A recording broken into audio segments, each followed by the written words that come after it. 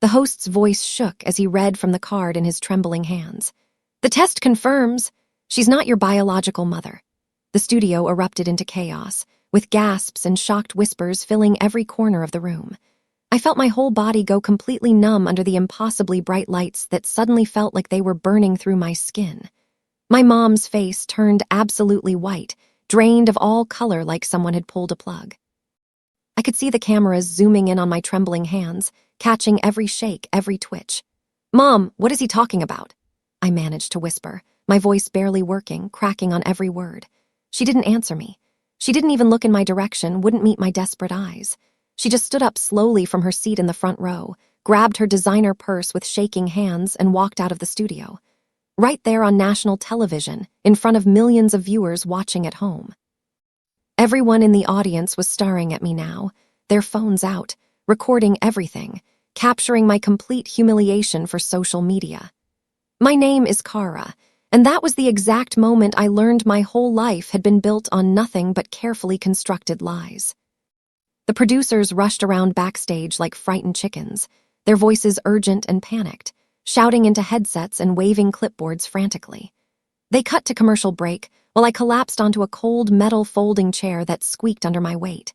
My mascara was running down my face in thick black streaks, probably making me look like a raccoon.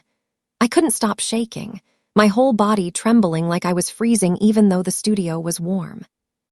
My phone started buzzing like crazy in my purse, vibrating so hard it almost fell onto the floor.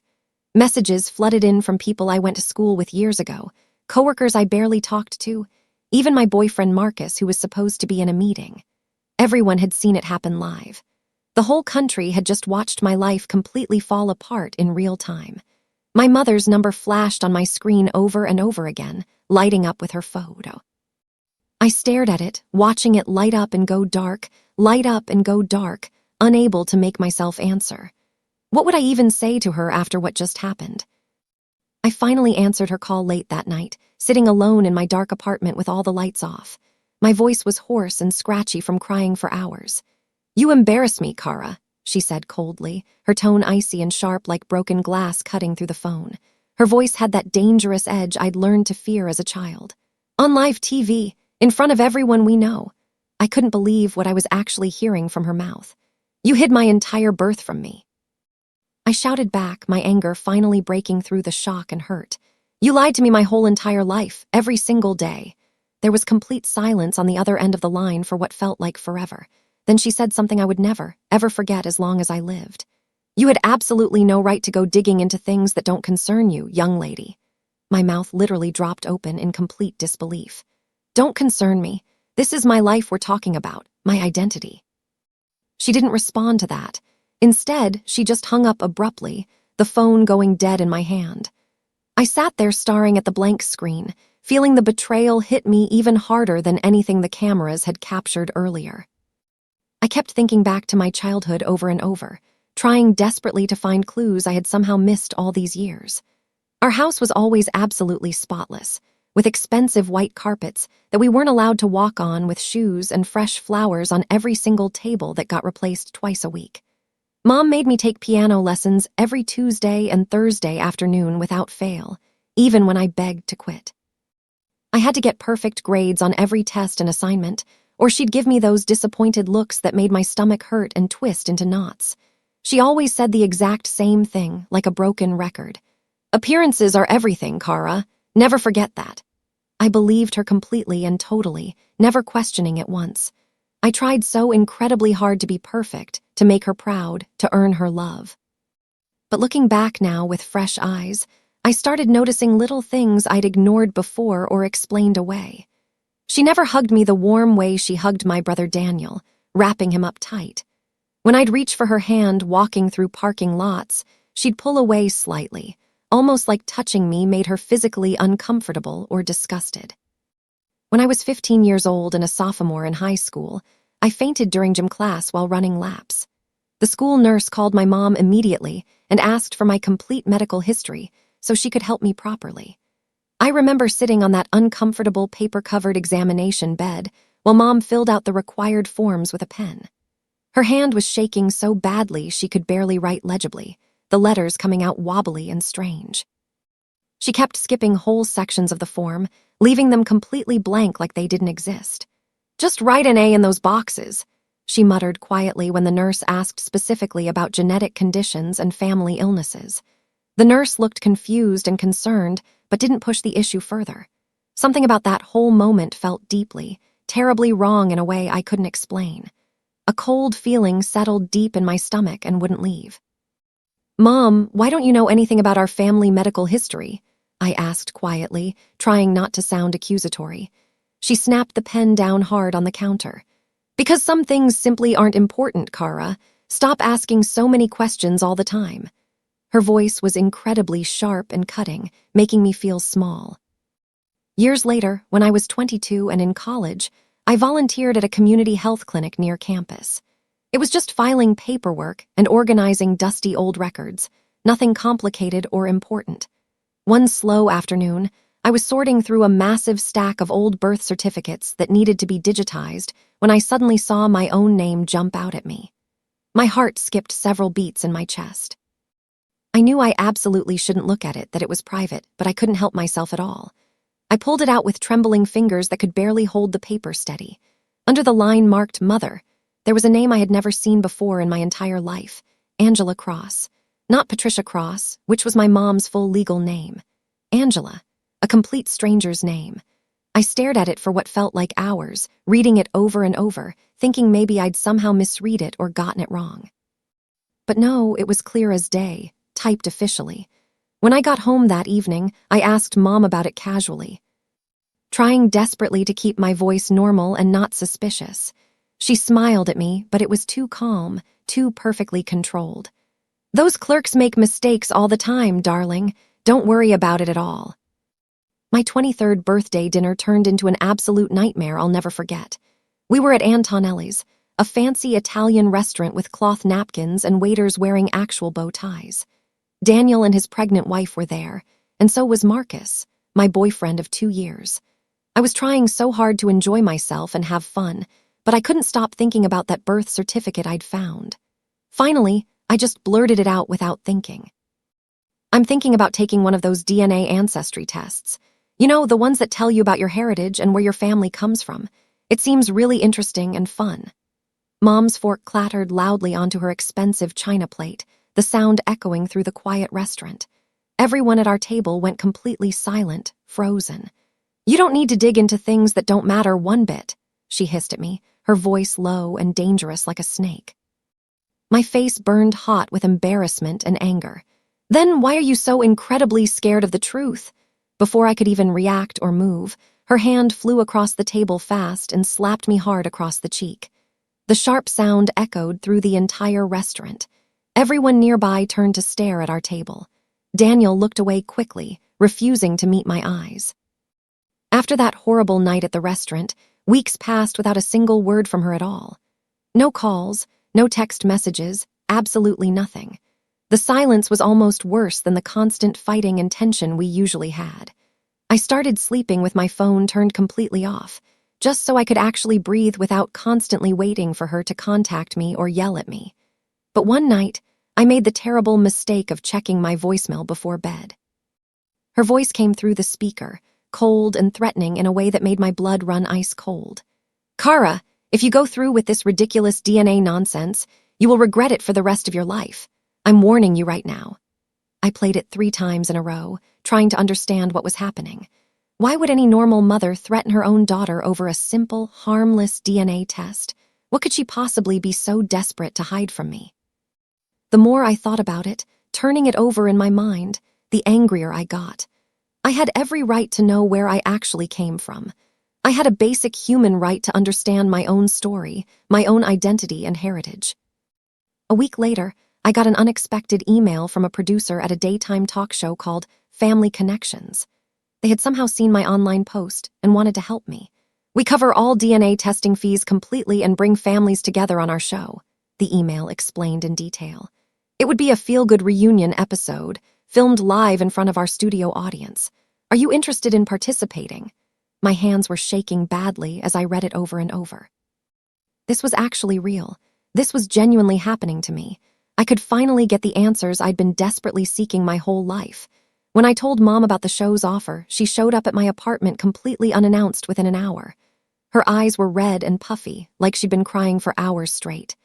"Please don't do this to me," she begged, actually getting down on her knees. "Please, Kara, you don't understand at all what you're doing to this family." For just a moment, I almost felt bad for her, seeing her so broken down. She looked smaller somehow, more fragile and human than I'd ever seen her. But then I remembered the slap, all the lies, the years of cold distance and rejection. "I'm doing it regardless," I said firmly, crossing my arms. She left without another word. 2 days before filming was scheduled, I went back to Mom's house while she was at her weekly book club meeting. I needed to find something, anything that would actually explain what was really happening here. I searched through her bedroom drawers carefully, my heart pounding with guilt and determination mixed together. That's when I finally found it hidden, a torn envelope tucked under old cashmere sweaters in the back of her closet. The faded address label read, "To legal guardian of infant Kara Lee." Guardian, not mother, not parent, legal guardian. My hands shook violently as I pulled out the yellowed letter inside with extreme care. It was dated 23 years ago, just days after my recorded birth. The letter was from someone named Angela Cross, and it talked about the arrangement we previously discussed and what's best for the child's future. My child, it said clearly. My daughter. I felt like I genuinely couldn't breathe, like someone was squeezing my lungs. This Angela person was talking about me specifically. She was calling me her daughter, not Patricia. I took dozens of photos of everything with my phone, making sure to capture every word. Then I carefully put it all back exactly how I found it. The day of the show finally arrived after days of anxious waiting. I sat nervously in the makeup chair while someone carefully powdered my shiny face and fixed my messy hair with spray. The studio was absolutely huge, with bright lights everywhere you looked and cameras on complicated metal tracks. The producers walked me through exactly what would happen during filming. "You'll sit right here in this chair. We'll bring in your father from backstage. You'll have a chance to talk for a few minutes, and then our host Kyle will read the official DNA results. Just be yourself and let the emotions come naturally, okay?" I nodded silently, but I felt completely numb inside. Mom arrived exactly on time and took her assigned seat in the front row of the audience. She was wearing an expensive cream-colored suit and her signature pearl necklace, looking absolutely perfect as always. Right before the cameras started rolling and going live, she leaned forward in her seat and whispered just loud enough for me to hear clearly, "Whatever happens out there, don't believe them. They're lying to get ratings and views." Her ominous words sent a genuine chill down my spine. The lights went up. The host walked out. The audience applauded loudly. The host, a friendly middle-aged man named Kyle with a warm smile, addressed the excited audience. "Today, we have a very special reunion for you all. Kara is meeting her biological father for the very first time." The audience made sympathetic awe sounds.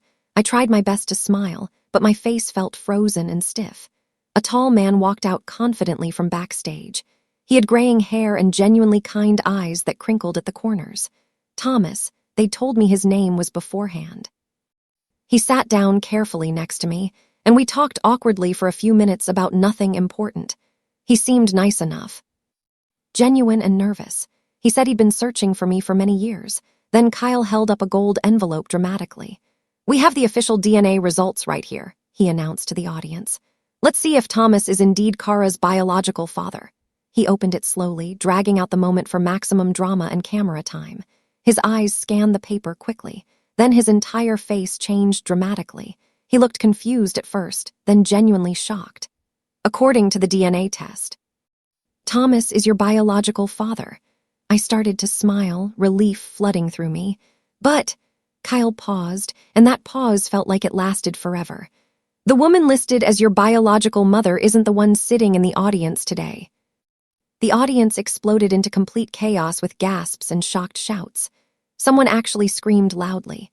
Cameras swung wildly between me and Mom, trying to capture both reactions. I couldn't move at all. I couldn't breathe properly.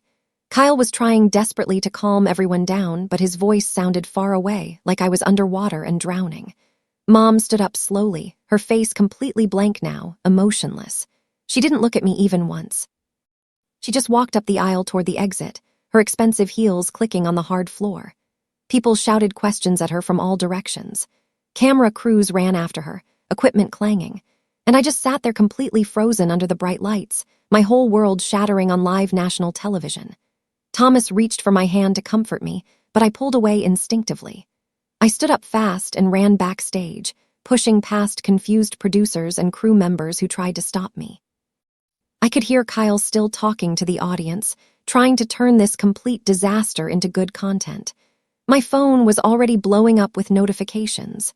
The show hadn't even ended yet, and clips were already viral everywhere. I locked myself in a dressing room and sobbed until I couldn't breathe. By the next morning, I was absolutely viral across every platform. Not just trending locally, but everywhere nationally. Memes, serious news articles, reaction videos, celebrity tweets. Everyone had an opinion about the girl who found out her mom wasn't her mom on live TV. Reporters camped outside my apartment building with cameras and microphones. I couldn't leave without cameras in my face. At Mom's house across town, news vans lined the entire street on both sides. She refused to come out or make any statement to anyone. Daniel texted me. "She says you ruined her life on purpose. She's not talking to anyone at all." I stared at his message, anger burning hot in my chest. I typed back, "She ruined mine first." He didn't respond after that. 3 days later, I got a message request on Facebook from someone I didn't know at all. The profile picture showed a woman with dark hair and incredibly sad eyes. The message was simple. "Kara, I think I'm your mother." My heart stopped beating. There was an attachment, an old photo from decades ago. A teenage girl holding a newborn baby wrapped in a pink blanket. The baby had my exact eyes. I called the number Angela included in her message immediately. She answered on the first ring like she'd been waiting by the phone. Her voice was soft and nervous. "Kara," she said, and just hearing my name from her lips made me want to cry. We agreed to meet at a quiet coffee shop across town where nobody would recognize us. I got there early, my stomach in terrible knots. When she walked in, I knew immediately. She looked like me. Same nose, same eyebrows, same way of standing with shoulders slightly hunched. We sat down and she started talking. She told me everything. She was 17 when she got pregnant. She'd been working as a housekeeper for Mom's family, cleaning their big house every day after school to help her own struggling parents. Thomas was the gardener, 20 years old and kind. They fell in love secretly. When she got pregnant, she was terrified. Mom, who was 25 and desperate for a child after years of fertility treatments, saw an opportunity. She convinced Angela that giving up the baby was the only option. "She said I was too young, too poor," Angela whispered. "She said you'd have a better life with her." Angela's hands shook as she continued her story. "Your mom, Patricia, she told me I was too young, too poor, too stupid to raise a child properly. She said if I kept you, you'd grow up struggling and suffering constantly.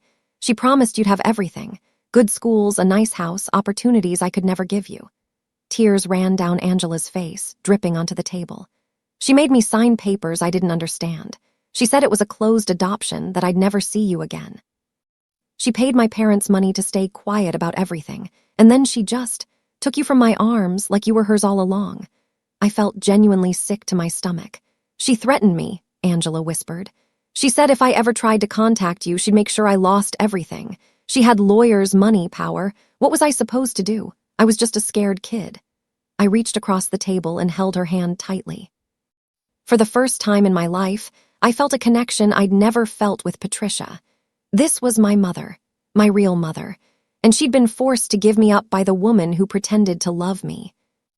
I went to Daniel's house unannounced the next day. His wife answered the door, looking uncomfortable. "Is he here?" I asked. She nodded and let me in. Daniel was sitting in his living room, looking older somehow. "You knew," I said flatly. It wasn't a question. He sighed and rubbed his face. "I found out when I was 10. I overheard Mom on the phone with a lawyer talking about adoption papers and keeping someone quiet." My voice shook. "And you never told me, for 13 years. He looked at the floor. "She made me promise. She said if I told you, you'd destroy the family. She said you'd never forgive her and everything would fall apart." I couldn't believe what I was hearing. "So you let me live a lie? You watched me struggle for her approval, watched her treat me like I was broken, and you said nothing." Daniel started to cry. "I'm sorry, I was scared." I walked out without another word. I was done with both of them, done with the lies and the manipulation. I had a real family now with Angela and Thomas. I didn't need the people who'd betrayed me my whole life. The public backlash against Patricia was absolutely brutal and unrelenting. Clips of her walking off the TV set played everywhere constantly. People called her the woman who stole a baby, and much worse names online. Her charity board asked her to resign immediately. Her friends stopped returning her calls and texts. I saw photos online of her leaving her house with dark sunglasses, looking hunched and small.